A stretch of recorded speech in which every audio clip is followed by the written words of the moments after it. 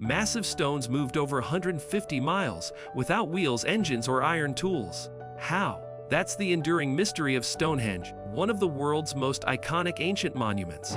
For centuries, no one knew exactly where its stones came from, or how Neolithic builders moved them across rugged terrain.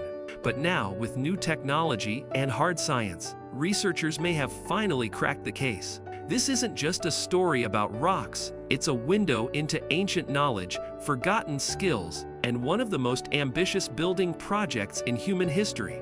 You're watching Interestingly Quick, and today, we uncover what Stonehenge's stones have been trying to tell us for thousands of years. Stonehenge is a prehistoric monument in southern England, built over 400 or 500 years ago. It's made of two main types of stone sarsens, the massive gray uprights that form the iconic circle, and bluestones, smaller but transported from much farther away.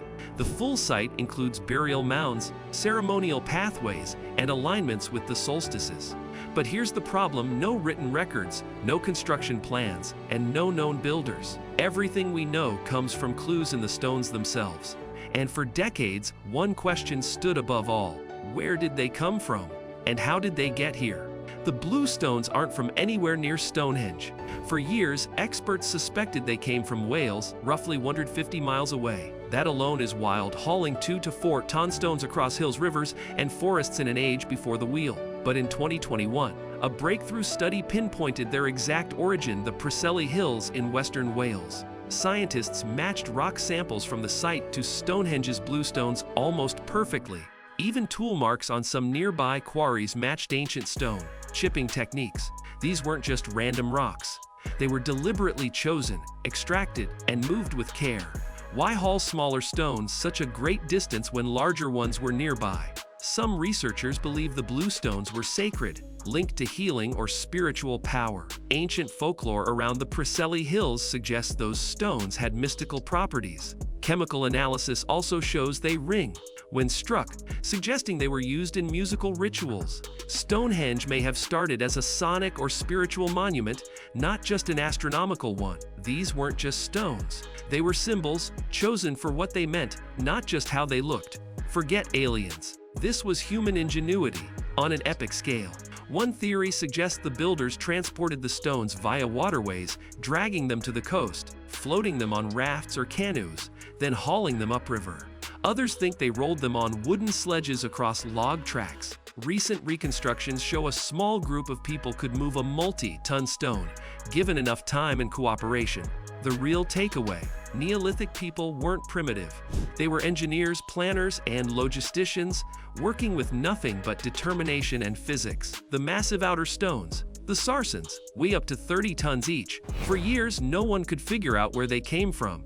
But in 2020, after geochemical analysis of a long, lost core sample from one of the uprights, scientists traced them to West Woods, in the county of Wiltshire, about 15 miles from Stonehenge. That doesn't sound far, until you realize there were over 80 stones, many hauled uphill and arranged with precision. These weren't just dumped randomly. They were trimmed, shaped, and carefully aligned to astronomical and ceremonial points. The breakthrough in identifying the sarsens came from a strange story. In 1958, during repairs, workers drilled into one of the stones and removed a core sample. It vanished for decades, until one worker, now retired, returned it from his garage. Scientists finally had a clean section of original stone to test. When matched against dozens of sarsen sources, the results were clear: West Woods. This moment was more than lucky. It solved a mystery that had haunted archaeologists for 60 years. The choice of stones wasn't random. Researchers believe builders selected specific types of stone for symbolism, sound, durability, and location. Sarsens are incredibly tough, resistant to erosion. Bluestones were possibly carried from sacred ground. Moving them wasn't just transportation. It was a ritual in itself, uniting different regions, tribes, or belief systems. Stonehenge may have been more than a temple. It was a statement, connecting sacred landscapes across hundreds of miles.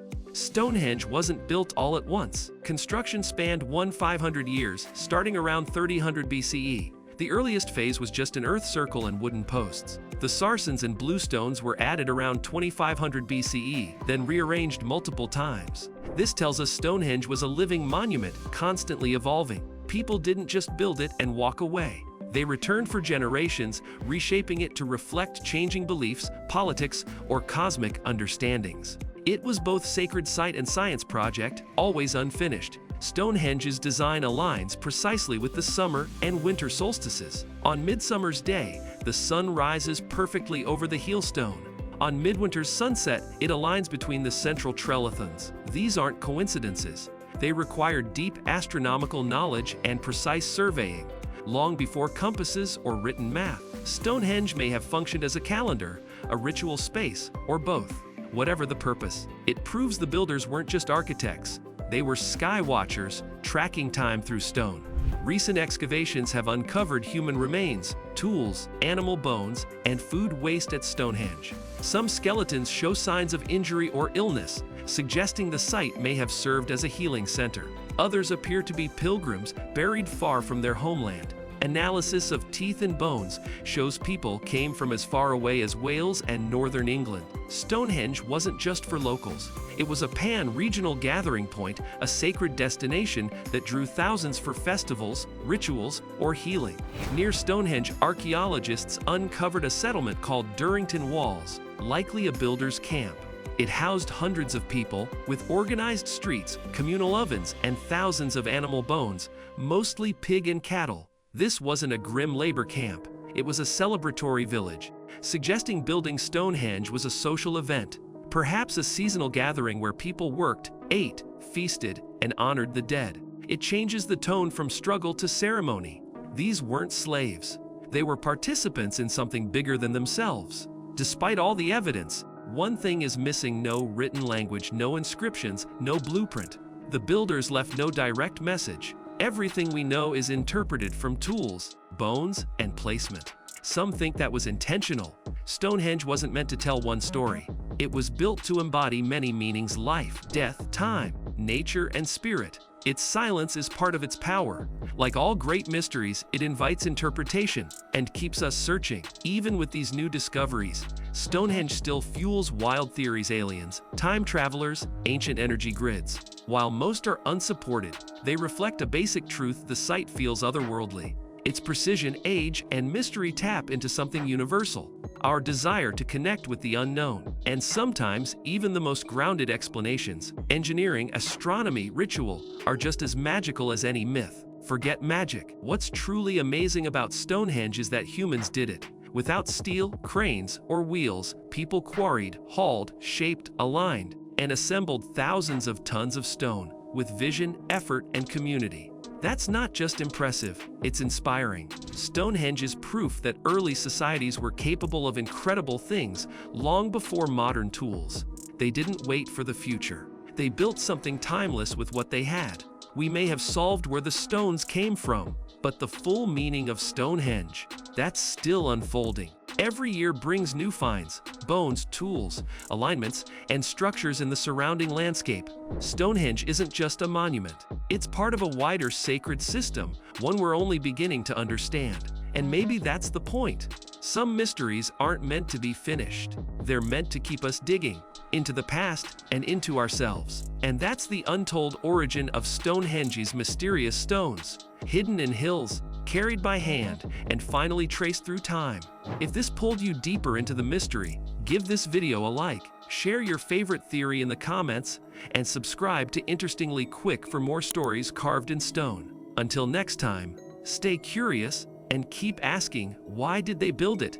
And what were they trying to say?